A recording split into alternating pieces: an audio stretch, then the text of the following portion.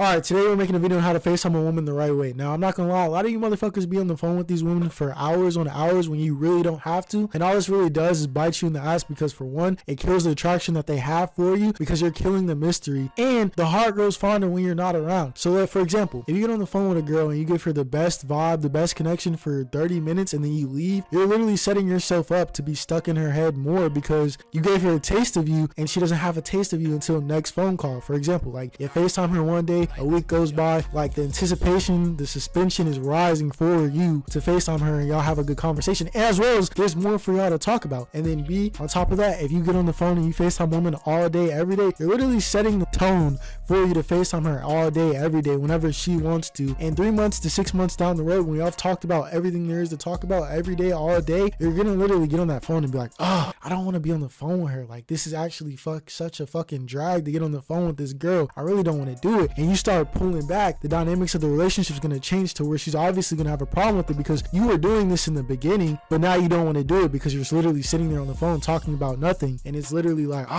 it's going to create tension in y'all's relationship. And in this video, I'm going to show you how to avoid that, as well as keep it short and simple with a woman on the phone. Now, boom, you get a woman's number. There's two ways you can go about FaceTiming her. There's either A, you can sit there and you can ask her to FaceTime like a little bitch, or B, you can fucking shoot your shot and just click the fucking button. There's two things that's going to happen if you FaceTime her and she doesn't answer. Either A, she's going to text you and be like, oh, my B, I was doing something. Basically, what you want to say to this is you want to reply back, call me whenever you get a chance to. And if she doesn't call you, she wasn't feeling you like that. Or B, she's going to call you without sending you a text message. This is how you know she has high interest in you, because she will return your call whenever she got a chance to. Now that you're on the phone with the woman, this is absolutely crucial in the process of FaceTiming a woman, right? You're going to get on the phone with her. If the vibe or the tone of the conversation isn't going very well, and trust me, trust your gut on this. If it's not going very well to the point where it's like, I don't think she likes me like that, and she tries to give you some bullshit excuse like, oh, I'm nervous, I'm shy, trust me. If a girl gets on the phone with a guy she really likes, bro, they are professional yappers, bro. Them bitches do not know how to shut the fuck up. I promise you, bro. They're gonna be talking about fucking aliens on the goddamn Mars to fucking, oh, do you think there's aliens among us, bro? The conversation's gonna go all over the place, right? Basically, if she's not feeling you, bro, just hang up. Don't be scared to hang up the phone, right? Now, if she is feeling you, this is where the hardest part of the fucking whole process comes into play, right? If she's feeling you, you're feeling her, I understand, bro. You don't want to keep these FaceTime calls longer than an hour to 2 hours. I understand it's very difficult because at the end of the day, the conversation will be going so well.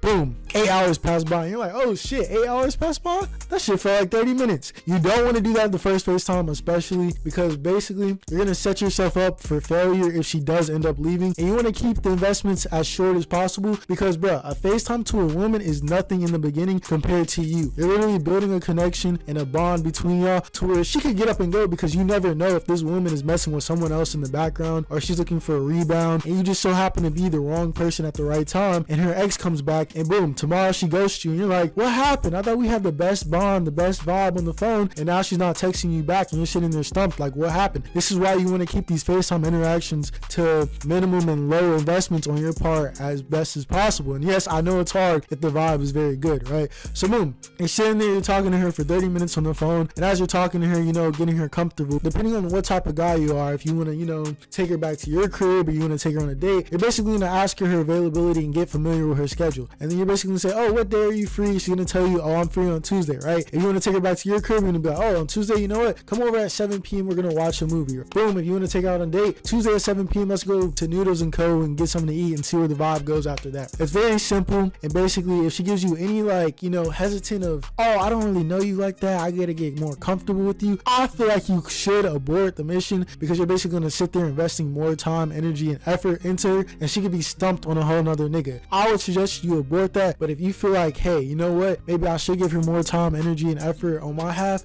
you could do it. But I would suggest you kind of stay away from that, because you're going to basically be kind of leaning towards setting yourself up for devastation if she does ghost you.